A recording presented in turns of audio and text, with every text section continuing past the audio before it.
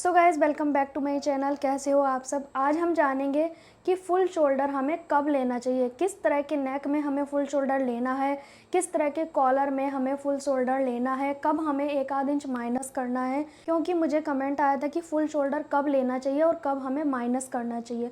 तो आज हम जानेंगे फुल शोल्डर के बारे में। ठीक है, फुल शोल्डर के साथ साथ हमें आर्म होल कब कितना लेना है और स्लीव का आर्म होल कितना लेना है, दोनों को मैच कैसे करें ताकि आपकी स्लीव अटैच करते वक्त छोटी ना पड़े।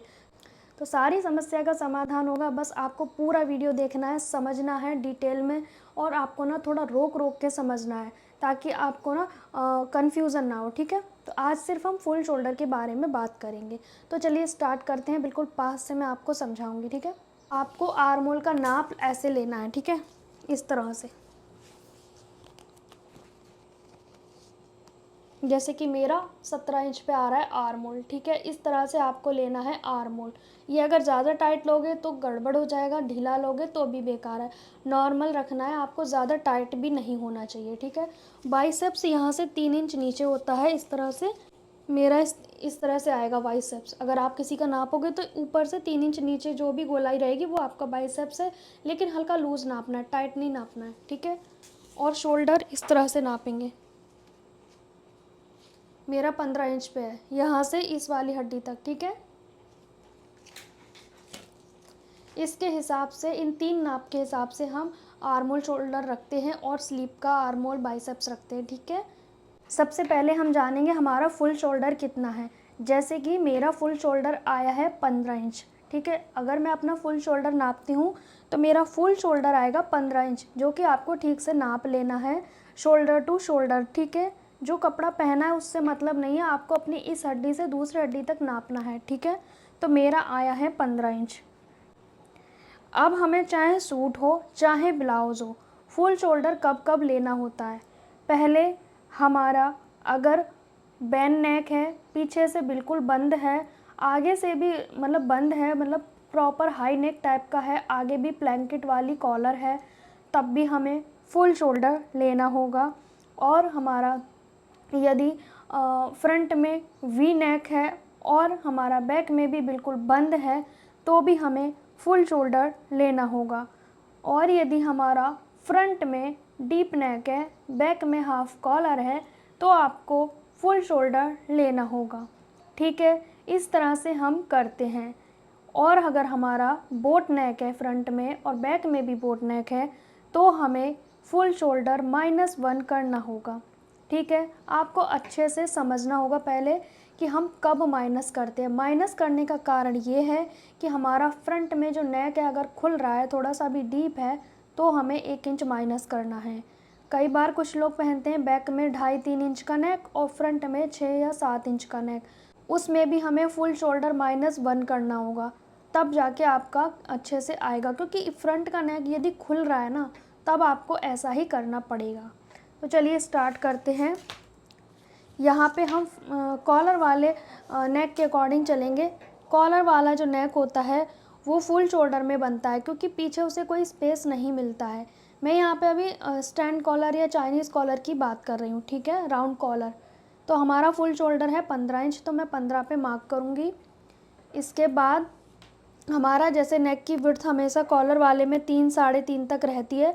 फॉर एग्ज़ाम्पल हम 3.5 मान लेते हैं। ठीक है, इसमें क्या है ना, आगे भी बंद है यदि और पीछे भी बंद है, कॉलर है, तो हमें full shoulder full arm hole लेना पड़ेगा। ठीक है, अब ये डाउन भी करना है। डाउन हम करते हैं, छोटा नेक है तब भी डाउन करना है। छोटा नेक कहते हैं फ्रंट के 4.5 तक। उसके बाद अगर बड़ा हो रहा है तो हम डाउन नहीं करेंगे, फिर चाहे फ्रंट हो चाहे बैक हो। कॉलर नेक में डाउन करना है शोल्डर, बोट नेक में डाउन करना है शोल्डर, हाफ कॉलर में डाउन करना है शोल्डर, बैन राउंड कॉलर में डाउन करना है शोल्डर, वी नेक कॉलर में डाउन करना है शोल्डर, हल्टर नेक में डाउन करना है शोल्डर। जब भी हमारे बंद नेक होंगे उसमें हमें डाउन करना है। हाई नेक है तो भी हमें डाउन करना है शोल्डर, पूरा बंद है तब भी हमें डाउन करना है शोल्डर। इस चीज़ का ध्यान रखें। बस अगर हमारा फ्रंट और बैक का नेक 4.5 से ऊपर जाएगा तब हम डाउन नहीं करेंगे। ठीक है, फुल शोल्डर मैंने बता दिया, डाउन भी बता दिया मैंने। अब ये डाउन कितना करना है। जैसे कि आपका जो भी फुल शोल्डर है उसको 12 से भाग दे दो, जो आएगा निकल के उतना हम शोल्डर को डाउन कर देंगे। ठीक है, इस तरह से हमें डाउन करना है। यह आप देख सकते हो, ये मैंने डाउन कर दिया।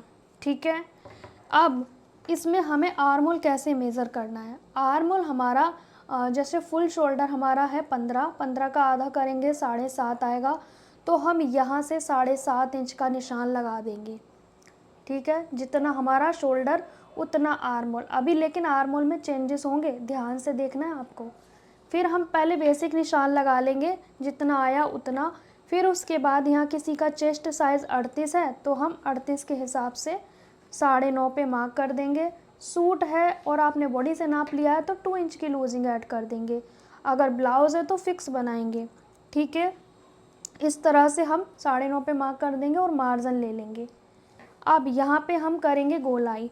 जब भी हम फुल शोल्डर वाली चीज़ें बनाते हैं, चाहे सूट हो चाहे ब्लाउज़ हो, हमें 1 इंच अंदर की ओर आके फ्रंट की गोलाई करनी पड़ती है।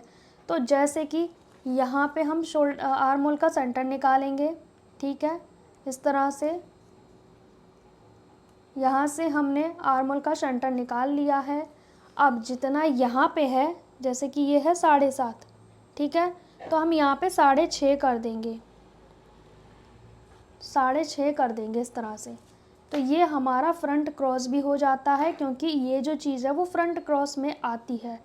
ये अगर हम पूरा लेंगे तो यहाँ पे कपड़ा इकट्ठा होगा, इसीलिए थोड़ा अंदर आके गोलाई करते हैं, यही कारण है और कोई कारण नहीं है अंदर बाहर करने का। ठीक है, तो इस निशान को हम वैसे नॉर्मली यहाँ निशान ना लगा के ऐसे तिरछा लगा देते हैं। ठीक है, लेकिन हमें गोलाई इसके अकॉर्डिंग करनी है। ये कितना भी अंदर जा रहा है इससे कोई फ़र्क नहीं पड़ता है। अब हम गोलाई इस तरह से कर देंगे। ठीक है, अगर ये फ्रेंच कर्व नहीं है और आपको लग रहा है कि भाई ये कितना डिस्टेंस आएगा गोलाई में, तो मैं आपको बता दूं, जब हम यहाँ से 1 इंच अंदर करते हैं तो ये डिस्टेंस हमारा कम से कम 1.5 इंच पे आ रहा है।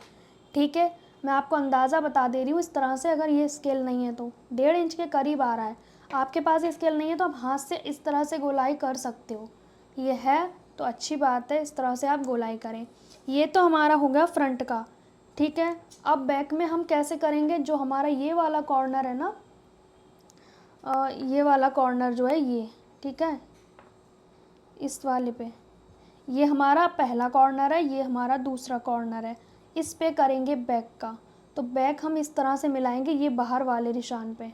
ठीक है, इसको भी अगर मेज़र करेंगे तो ये आएगा, ये भी सेम आ रहा है, 1.5 इंच आएगा। गोलाई जो है वो 1.5 ही आएगी, चाहे यहाँ कर लो चाहे यहाँ।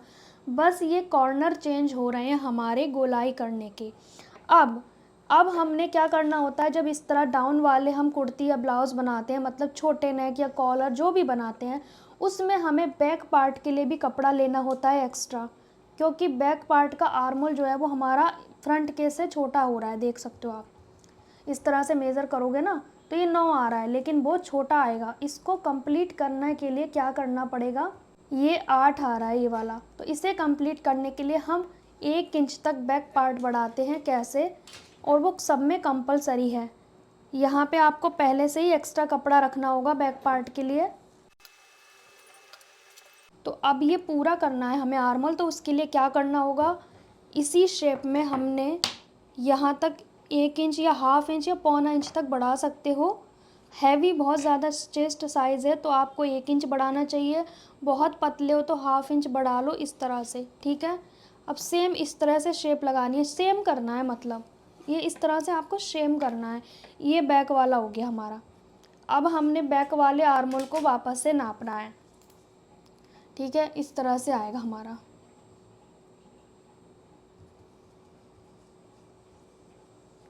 आ गया हमारा 9 पे आ गया ये वाला भी, और ये भी हमारा 9 पे ही है। ठीक है, तो इस तरह से हमारे आर्म होल भी बराबर रहने चाहिए जब भी हम इस तरह का बनाएंगे। सेम हो गया हमारे, ये भी 9 हो गया, ये भी 9 हो गया। ठीक है, और ये अंदर करना मैंने आपको सिखा दिया। ये फ्रंट क्रॉस होता है, ये अंदर करके गोलाई नहीं करोगे तो यहाँ पे कुछ ज़्यादा नहीं हो जाएगा, यहाँ भी जितना और यहाँ भी इतना, तो ये फिर ज़्यादा इकट्ठा नहीं हो जाएगा। इसीलिए हम इसको अंदर करके गोलाई करते हैं। सिर्फ छोटे नेक में, कॉलर नेक में, बैंड नेक में, स्टैंड कॉलर में, जितनी भी टाइप की कॉलर बोट नेक सब में यही गोलाई करनी है सेम।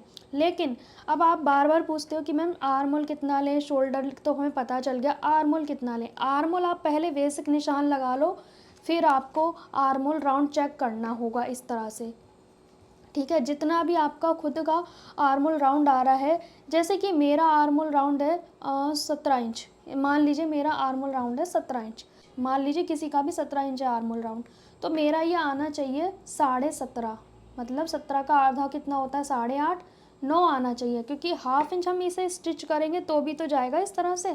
तो हम क्या करेंगे, या तो आप पूरा पूरा नापना है तो हाफ इंच छोड़ के नाप लो, तो मैं 8.5 करूँगी कंप्लीट, तो मैं ये हाफ इंच ऊपर छोड़ दे रही हूँ सिलाई के लिए। अब इसे मेज़र करेंगे, ठीक है। तो मेरा कितना आ गया, 8.5 आ गया। लेकिन अगर आपको, देखो मुझे एक्सपीरियंस है इसलिए मेरा परफेक्ट आ जा रहा है, लेकिन आपको डरने की ज़रूरत नहीं है कि आपका ये, फॉर एग्ज़ाम्पल आपका ये बड़ा आ रहा है, ठीक है, आपका ये बड़ा आ रहा है, तो आपको क्या करना है, थोड़ा ऊपर आ जाना है, इस निशान को चेंज करके यहाँ ले आना है, फिर वापस गोलाई करके आपको, अब ये गोलाई यहाँ पे आएगी, ठीक है, और ये वाली यहाँ पे आएगी। अब इसे चेक कर लो, कोई बड़ी बात नहीं है, इस तरह से करना पड़ता है आर्म होल में। कोई आर्म होल का परफेक्ट चार्ट नहीं है कि आपको कोई लिख के बता दे इतना रख लो और फिर आपका अच्छा बन जाए, इसका कोई मेथड नहीं है जब तक ये चीज़ चेक नहीं करोगे, क्योंकि ये तो सबका अलग अलग है ना, ठीक है। तो ये चेक करना पड़ेगा, कोई और जादू की छड़ी नहीं है इस तरह से। अब मैं आपको मान लेती हूँ कि आपका ये छोटा आ रहा है, आपकी ड्राफ्टिंग पूरी कंप्लीट हो गई, सही हो गई, ये छोटा आ रहा है, आपको क्या करना है, नीचे चले जाओ, ठीक है। ये तो आपको जब तक छेड़ना है जब तक आपको ये कंप्लीट नहीं आ जाता, इस पे फोकस आपको जब तक करना है जब तक ये आपका कंप्लीट नहीं आ जाता, पूरा करना है आपको ये, चाहे गोलाई ऐसे जाए चाहे कैसे भी जाए, आपको ये करना है इस तरह से कंप्लीट। और ध्यान रहे ये कॉर्नर पे ही गोलाई करनी है हमेशा से, ठीक है। ये कॉर्नर पे हम ऐसे करके लाएंगे, बार बार सेंटर भी निकालेंगे आर्म होल का, ये नहीं कि आपने फिर डायरेक्ट ऐसे ही गोलाई मिला दी, ऐसे भी नहीं करना है। सेंटर जो आएगा आपका कंप्लीट होके उस पे आपको गोलाई करनी है। आपको ये तो भाई बार बार करना ही पड़ेगा, ये नापना पड़ेगा, परफेक्ट चाहिए तो।